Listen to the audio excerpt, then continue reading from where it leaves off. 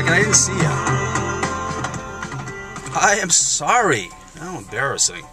So I was just hanging out in my recording studio, listening to a little music, and I was thinking about Social CRM. Yeah, at the recent Microsoft Dynamics Convergence 2010 show, it was basically, at least from a CRM standpoint, it was a theme of the show.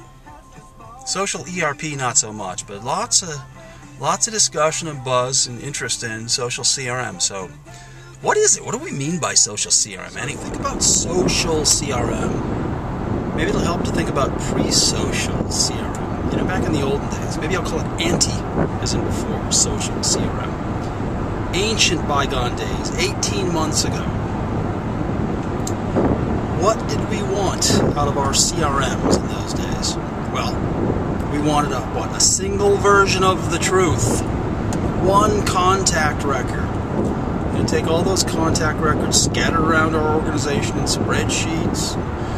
Use Outlook contacts, all referring to the same person, and we wanted one organizational contact record. There's your single version of the truth. That was a good starting point. So once you had your single version of the truth, a customer record, then we wanted a 360-degree view of our customer interactions. All of our appointments and emails and phone calls, all of our activities, all of our sales opportunities, and the ones we managed to close, our sales history, the credit history of that customer, what's accounting doing to them, how about service, how are they getting treated by customer service, all their service cases, all that great internal data about our customer. 360-degree view, right? So how does social change all this? Well, it turns out there's a lot of data out there in the social sphere, and a lot of it is about our customers. So for starters, how about that single version of the truth? Well, it turns out there never was a single version of the truth. Even if we'd been doing really good in the olden days, managed to get a single version of our customer record internally, well, you know what? My competitors had that customer too. We never owned the customer. We might have had one record of them internally, but my competitors had them in their CRMs too. There wasn't a single version of the truth.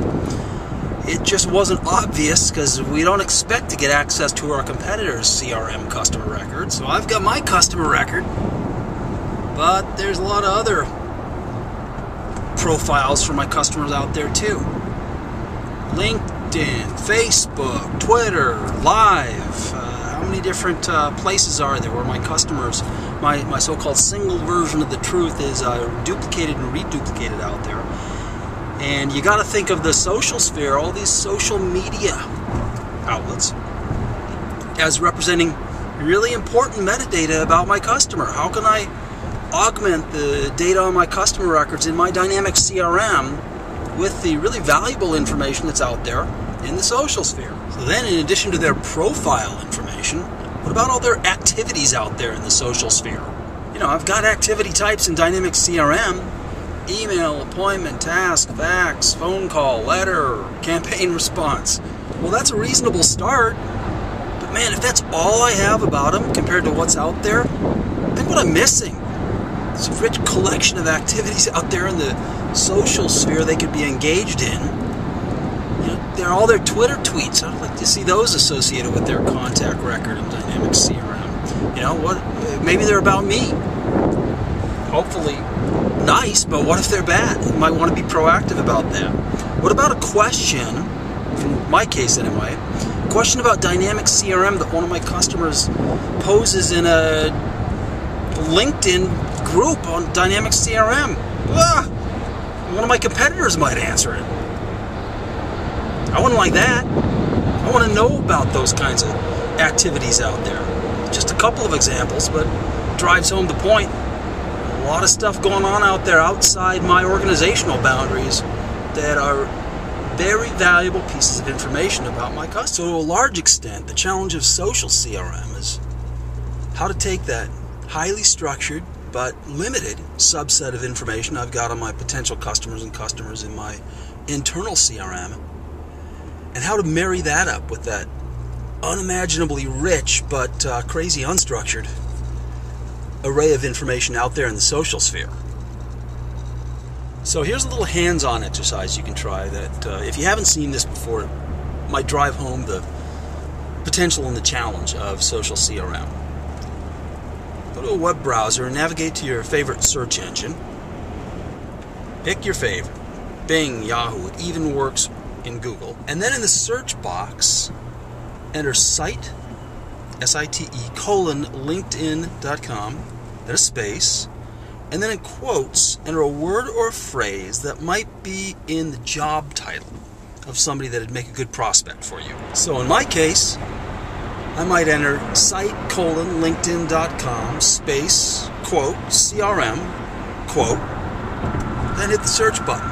If you do something like that, you get a lot of information back. And all that information people enter on their LinkedIn profiles is indexed and all searchable by those search engines. Maybe too much information coming back, in fact. I could limit the search results. At the end of that search text, I'll add a minus sign and then the word groups. If you try that, you can see what that does. There are lots of interesting permutations on this. I could restrict the search to prospects at a specific company, or even a list of companies by using the OR operator. Now, obviously, LinkedIn's just one example, but it's a pretty good example for the sales prospecting scenario. On the other hand, if I'm a public relations officer for a consumer product company, I probably want to do something like that for what? For my company on Twitter. So the information is out there, and a lot of it. The challenge is, how do we order it? How do we bring it into CRM, get it associated with the right records, make it actionable? Now, it's early days for social CRM.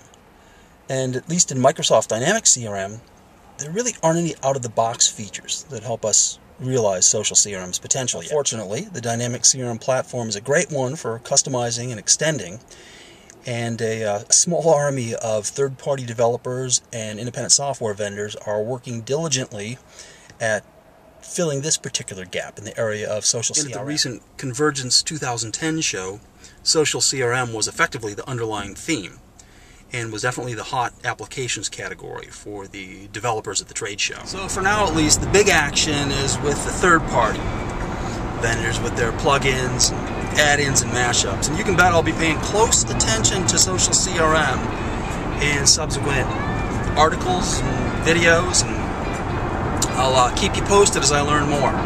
For now, Richard Knudsen signing out.